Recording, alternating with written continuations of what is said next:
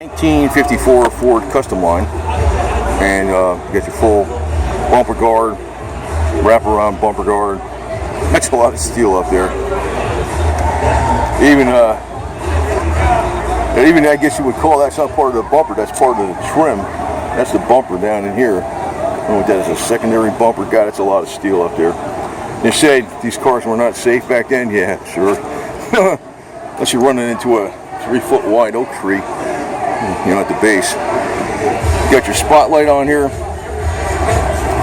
Rain guards. You can use that today. White interior, red floor, red carpet. 1954 Ford two-door sedan. Got tachometer on there. Automatic.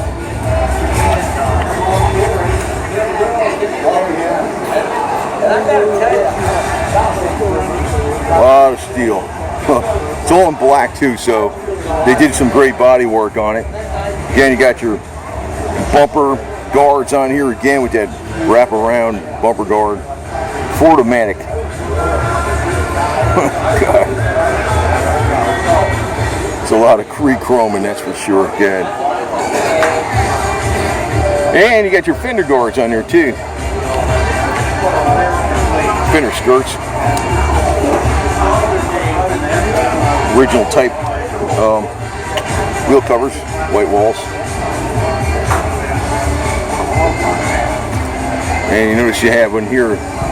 It's always the paint gets scratched up when you do that, so that's why that's on there.